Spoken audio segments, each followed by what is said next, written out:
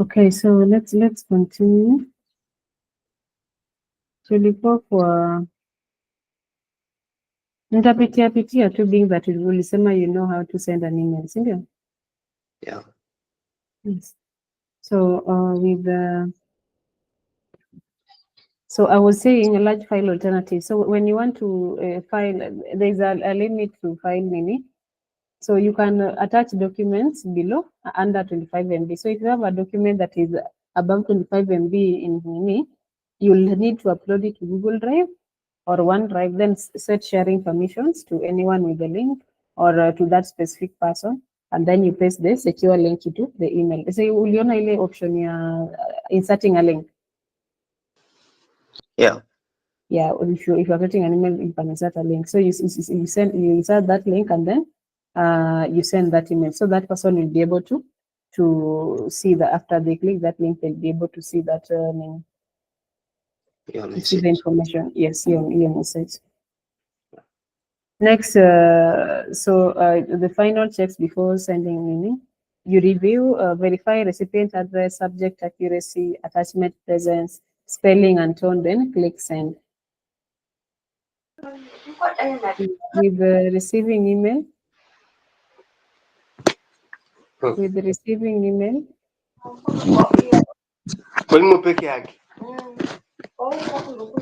Samuzade. Hello madam. Hello, umerudi? Nimerudi, bando zilisha madam. Oh, sawa. Yeah. Okay. Okay, so we also have a out of office reply. So it's used when you are unavailable on leave, vacation, or offline.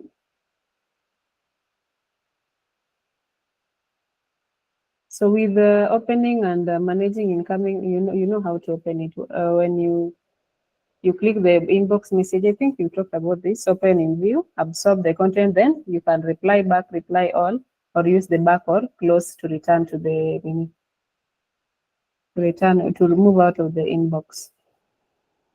Yeah, easy to find. So forwarding email, we talked about that. Downloading attachments, email tool settings. Yeah, this is where we are out of office and vacation replies.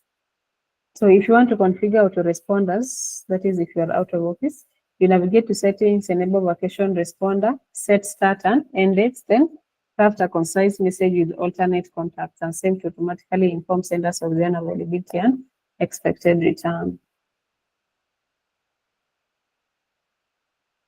So read status, you can mark it and red, creating a bold reminder.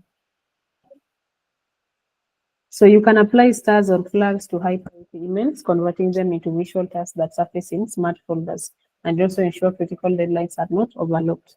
So if it's something is important, you can click you can apply stars. Every email kuna huwa na stars. So if you click star, hiyo star ikakuwa on, that means utaiona hapo hivyo.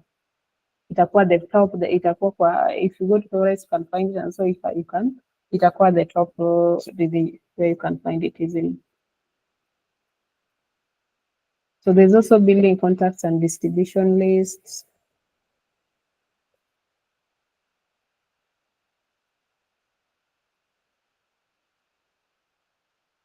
So if you want to create a contact, you open contacts or people, add new contact, enter name, email, and other details, and save. If you want to create a distribution or mailing list, you go to contacts, new group or mailing list, add multiple contacts, then you save. Organizing emails, you can organize email by searching emails. You use the search bar to find emails by name, subject, or content. Content, you can use the keywords in the email. You can also sort emails by name, date, or size. And then you can also use folders. You can create folders like work, school projects, so you can organize your emails well.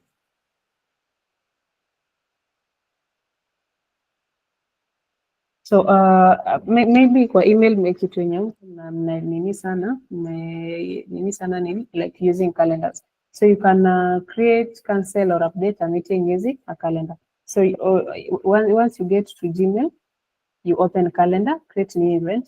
Let's say kwa nini David umesema umejoin na simu, ningekunini steps, ningekuonyesha steps. Yeah, natumia simu sahi. Oh, sawa. Let me, I think with that I can,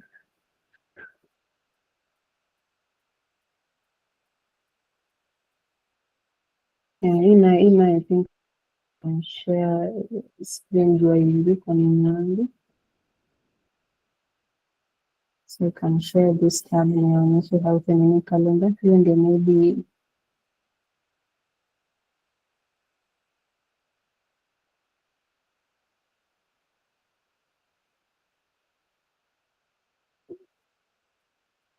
okay, can you see that? Yes. Yes, so hapa you can go to hapa kwa Google Apps, then you go to calendar. So I have nothing sensitive on my calendar.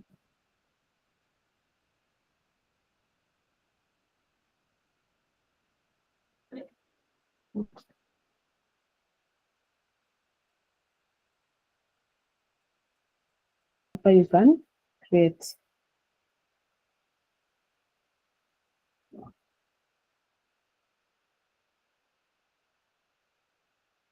You can create an event. Can you see that? Unaona hiyo option ya event? Hello. Umeniacha peke yangu tena. Yes, we can see it. Watuja kuacha Yes. peke yako. Tuko pamoja. Okay. Okay. So you can create an event, task or appointment schedule. So let's say I want to create an event. You can give it a title. Let's say meeting. Kama niseme tu ICDL meeting. ICDL lesson. Then you can, like after giving it a name, you can, let's say we save. And then, waje imekuja hapa.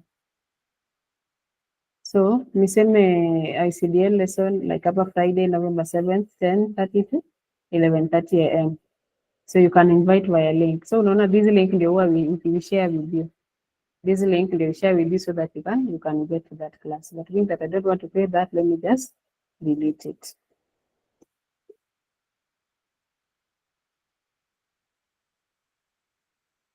Okay, so let's continue.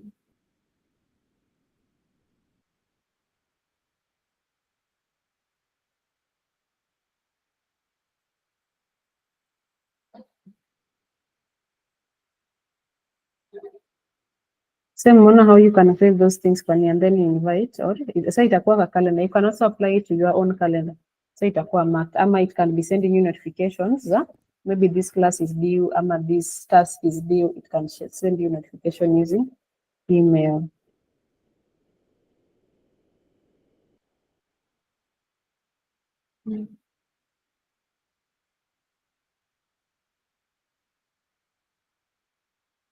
Can send you notification using email. So next is organizing. We talked about that. Delete and restore. Spam management. Using calendars, you can create a new event. You enter a concise title, select date, time, and time zone, add location or video link, include agenda in description, save to publish the meeting to your calendar. You can also modify or cancel. Open the existing event, choose edit or adjust details or delete to remove it. Like mona yangu nime delete. The one I was creating, nime delete. So you can also delete completely. So with managing invitation and resources, you can add invitees. Itabidi tu nimeonyesha tu hii kitu tayari. Because kuongea about you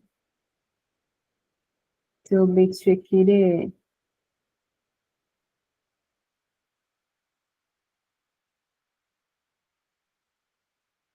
Let me just share my screen again.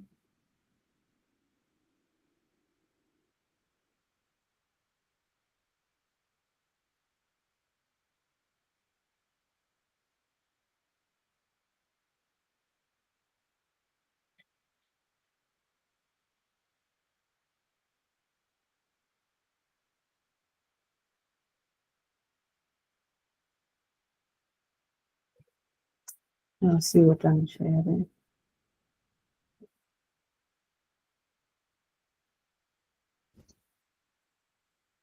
Let me just share. There's a screen here I got to share.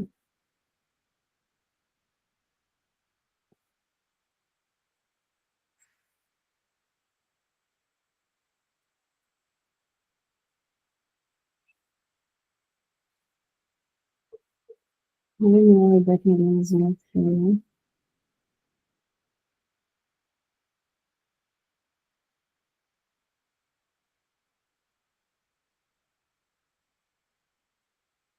Wait, this is going to take a lot of time.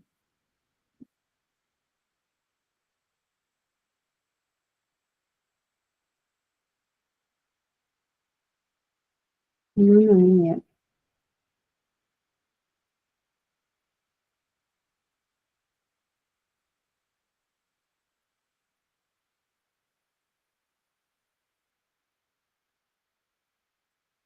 Let me just share my entire screen.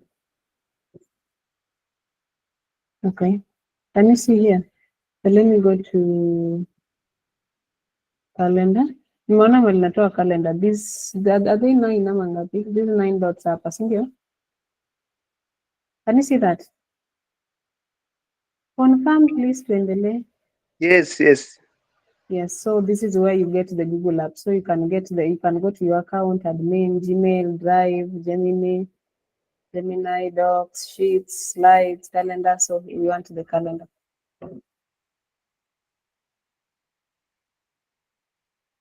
So for calendar, already we have for calendar already we have this, like daily from 9 to 11 a.m. Codevertex IT solutions that mean. So we were talking about creating an event. Let's say I want to create an event. So let's say an I title ICDL new. Then you can add description, Codevertex, add meeting, add. You can also add guests. Can you know another option? You can add guests. Let's say I want to add. Unaona hapa inaniletea jina ya mtu, email address ya mtu. Yaani inakaa yangu haiko hapa. Yes, it's a draft. Let me just say I want to add Shali. Hivyo so utaandika the email address kwa watu you want to add to that unaona ma s ziko hapa mingi, so what you want to add to that like unaweza also edit the time. Maybe hii inakuwa automatic because it is today. You can also set the time to 11th November and then you set the time. It can be all day. There's also an option hapa does not repeat. It can be daily, weekly on Tuesday, monthly on second Tuesday, annually. So you can set the preference or when you want. Kama unataka repeat, does not repeat inakuwa tu once a day, once hiyo siku. But in repeating like every day, every weekday, niseme kama class yetu ni every weekday from Monday to Friday. So after that you add guest, add Google Meet. You can also add Google Meet video conferencing details. So inaona sasa hapa imeleta link. So if I copy this link and send it to you, you'll be able to get to this event. So you can also add location, mali utani, and then you can also add a description and then you save. There's also, you can also create a task. With a task, you unaweka date and then add a deadline, a description na my task, the folder itakuwa, and then you save. Out of office, same focus time, same working location, appointment schedule. The focus time you can in do not disturb. So that is how you can. So after doing all that, you save, discard and save changes. Let's just discard because I don't want to create another one. So let me stop sharing so that I can share on the screen.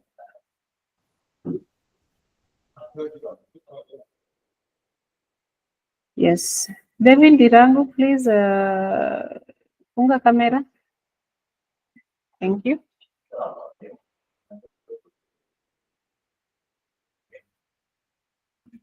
Okay, so we've looked into that.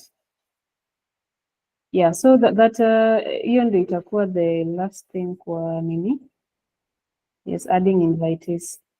So being that Mimi, just give me 10 minutes to look into something else.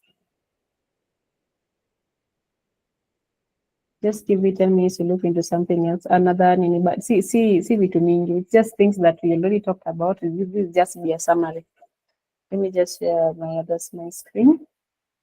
Tumalize computer essentials. We have four modules to look into na ndio tunamaliza computer essentials.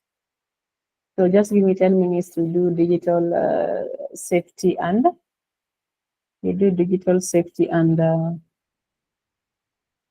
sustainable habits. So that on Monday we start on word processing, that is word. So itakuwa applications. On Monday we start on word processing. So with the digital safety and sustainable habits, we have threat and protection, health and accessibility, and green computing. So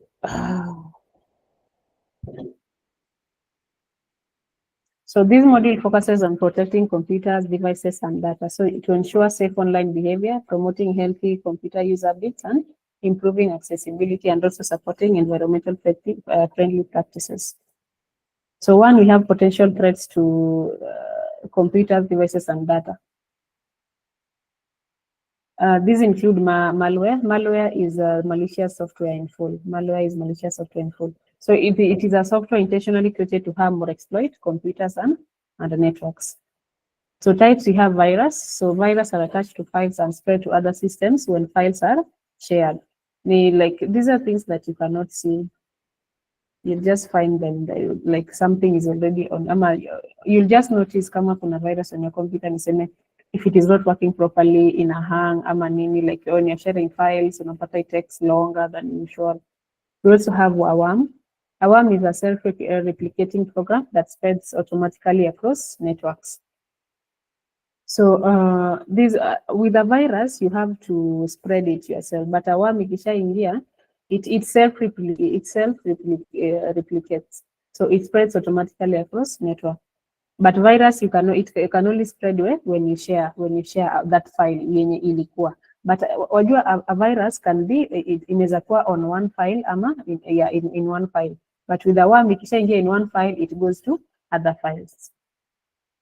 And then you have a Trojan horse. A Trojan horse appears harmless but secretly and installs harmful software on your device. You also have spyware. It secretly collects user data. So you know the meaning of a spy. A spy name to spy. I've watched spy movies. Like it's someone you interact with them, you do everything with them, but you don't know they're spies. So they just collect information. Now, they don't change anything. They don't change your environment. They don't change how your files are behaving. They're just there. Collecting information.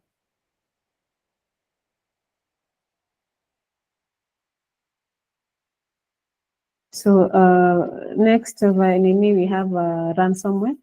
So ransomware is where they lock your data and demand payment to unlock it. These I've only seen in movies, where maybe they hack into maybe a government site and maybe wanaonyesha kila mtu. So if you don't pay such amount, they won't be able to maybe they threaten to share that file ama they just lock it until you pay. Ni tu kama kidnapping. Someone and kidnap someone and then they tell you to pay so that you can get them back. So that is the same with ransomware. So they also have adware. So it automatically displays unwanted advertisements. So that is an adware. So we look at signs of malware infection. We have one of them is computer running slowly, unexpected pop-ups, files missing or corrupted, and system crashes frequently. So when you have a virus, when you have a worm, you'll find some files are missing or they're corrupted. There's also system crashes and all that. Another thing under potential threats to computers and devices and data. The first one was malware. The second one is unauthorized access. This is where someone gets access to your system account or files without permission. So it usually happens when you through weak passwords. That's why they always tell you to have strong passwords. Through weak passwords and protected networks or hacking attempts. I've had several hacking attempts this past month. Unaweza pata naingia Facebook and then wananiambia they block someone trying to get into my account. Or even Gmail. There's also, I have an email address saying someone tried to get into from Mexico. So I didn't nashangaa kwani they can't create their own email addresses. So example of unauthorized access is a hacker accessing your email or social media accounts, or unauthorized users entering your computer remotely.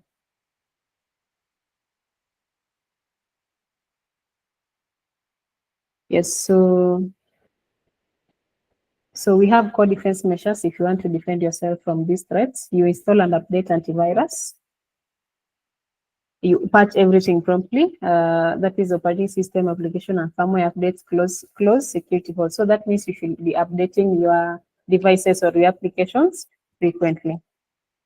And also create unique passwords, like I've said, yenye mtu haizi guess. Here tunaandika jina yako na your birth year.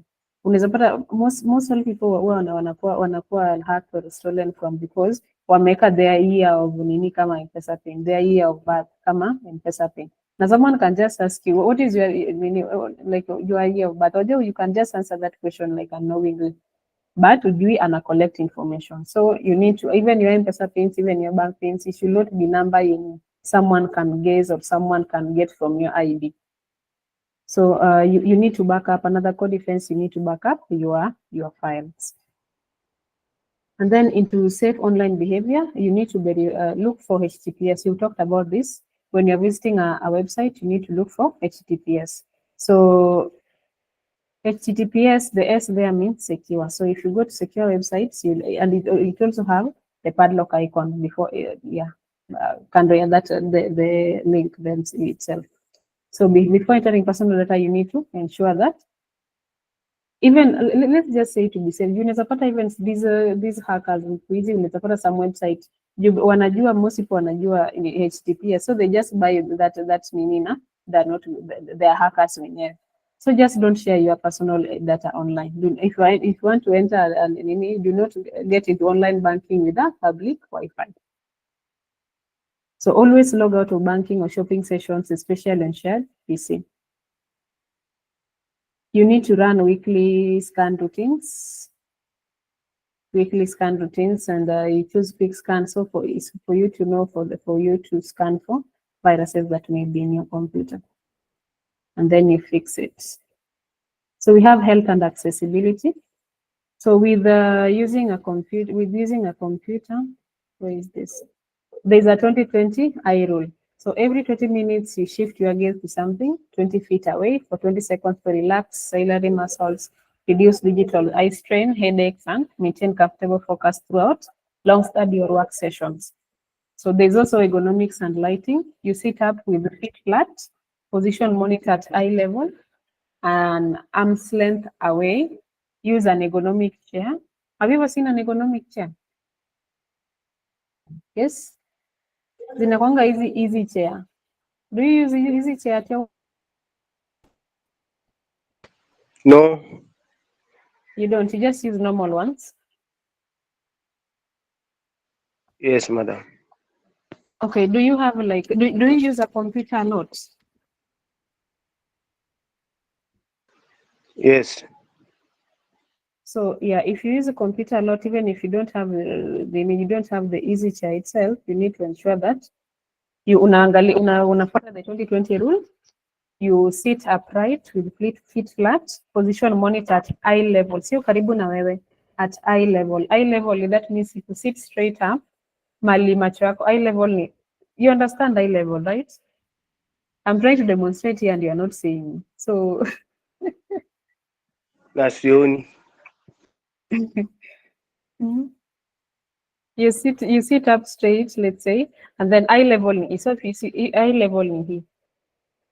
So your monitor inafaa kuwa something an arm's length. Your arm's length and then karibu na your arm's length and then eye level.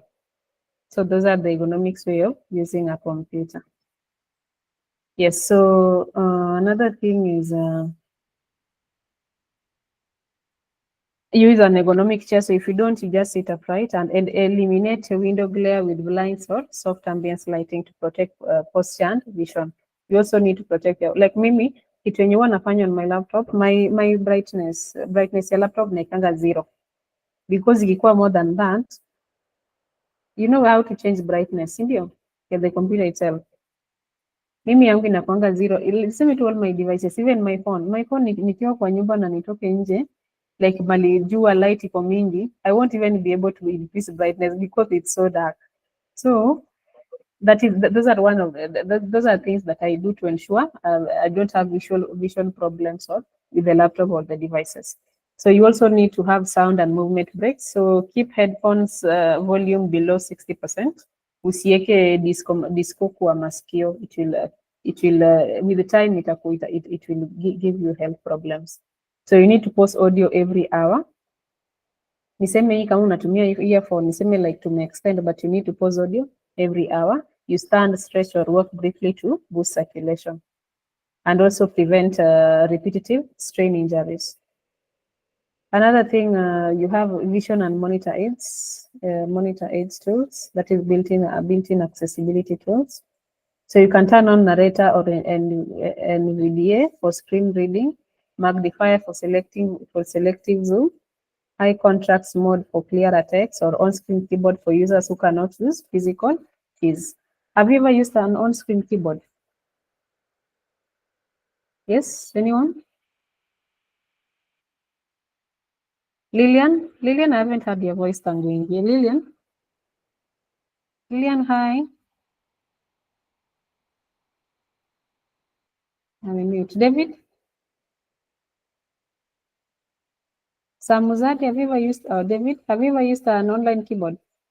On-screen, I mean, on-screen keyboard. I've never used one. Oh, just search, unaona hapo kwa nini yako, just for search bar, you can just search on-screen keyboard. If it's there, you'll be able to see it. So on-screen keyboard, ukisearch hapo, and then you open. So it's like a keyboard. So you just use a mouse to click on the word, on the letters that you want. Sawa. It's just the same as the keyboard, but sasa inakuwa on the screen, so you can point it kwa using a mouse. So go and look into that, so you're able to kuitumia.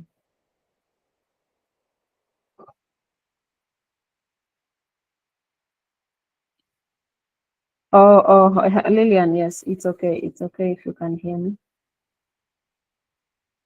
Okay, let's continue. We are almost done, don't worry.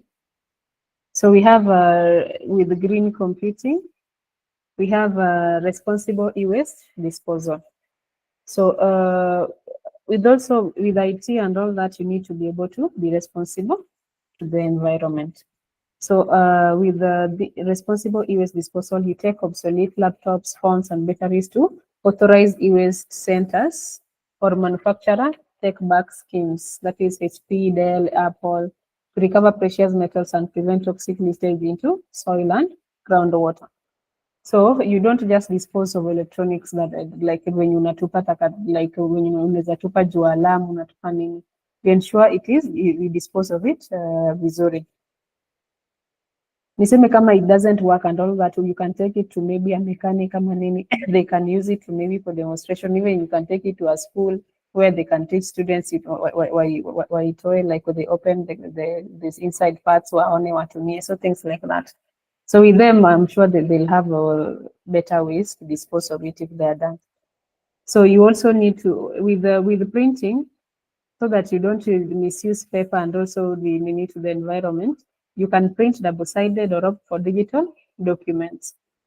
So you need to extend device life with RAM or SSD upgrades and donate functioning equipment to schools, minimize virgin resource demand and cutting organization carbon footprints. So with printing, you need to print double-sided, sio tu page moja kwa nini moja, and then hiyo pia ni kuharibu vitu to the environment. We also have energy smart settings. So with the power and display tweaks, you can navigate to settings, system, power and battery, set screen to sleep after 3 to 5 minutes of idle time, just like your phone. Your phone unawezanga pata kama iko idle, like my phone ikiwa idle for like 2 minutes, the screen inajifunga. So if you want to use it, you need to fingerprint or uenter password. Do you also have that on your phone? So phones cannot stay on for that. Yes, some other day you have that. Phones, it cannot stay long for that. So something like that is it's like a battery, una reduce battery consumption. So you can reduce brightness to 40 to 50%. Like I told you, my brightness is 0%, but that is not because of me trying to be energy smart. It's just that najaribu tu kutunga nini macho yangu isiharibike. So and you can also disable Bluetooth or background apps to cut energy use by up to 30%. So if you have so many background applications running, it will be eating up the battery. So with time it will. And also with shutdown, you can shut down completely when finished for the day. You can also use hibernate for pauses longer than an hour, and also sleep for short breaks. Balancing quick resume with lower power draw and longer battery lifespan. So any questions? Madam, Yes.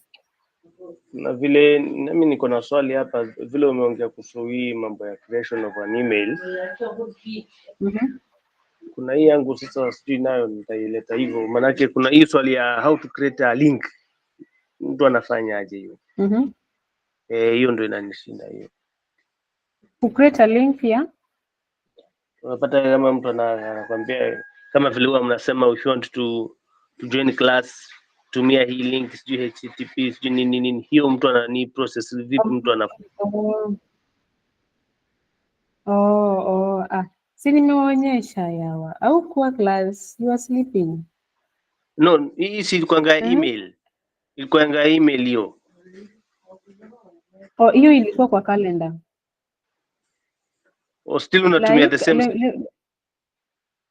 Let me show you something. Let's say when you are using nini, like I'd shown you, let me just share my entire screen because Azila taiko inaonekana.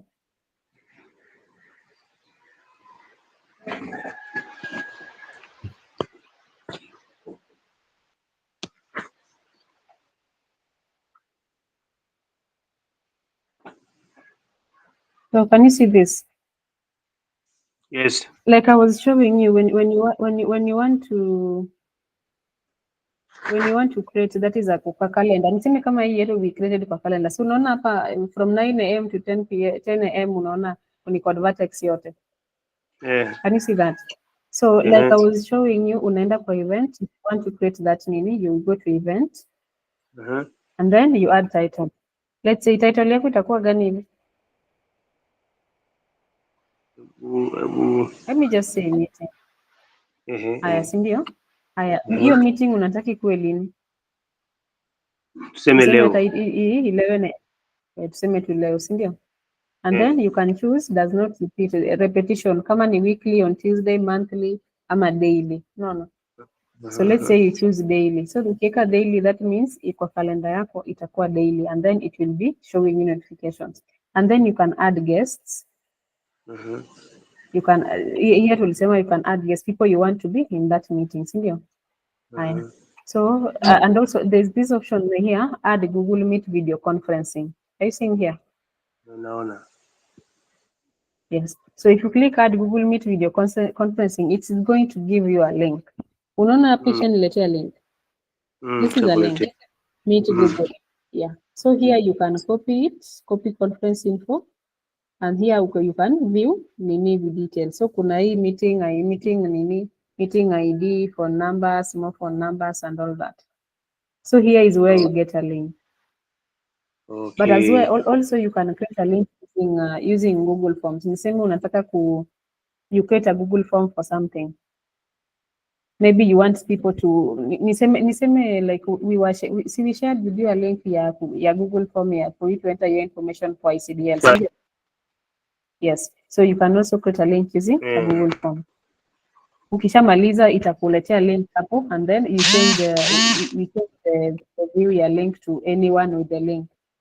So that so you can, so this is how you get it. Niseme nikicopy these links here and then I share it to you and I save this, that means you'll be able to get into this meeting. hiyo meeting tumeset. Umejibiwa? Yes, are you okay? Are you good with that? Bado kuna I'm swali? okay, madam.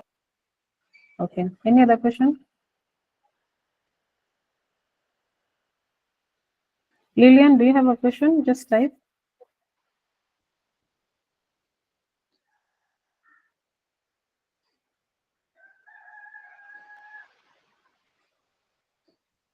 Lillian, do you have a question?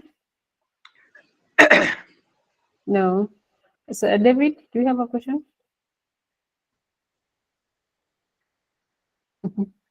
David, you're clapping. Okay, so thank you for attending the class, and see you on Monday. So we'll start on word processing. So have a good day. Ama niseme good night. Nini wajua? Niseme have a good night.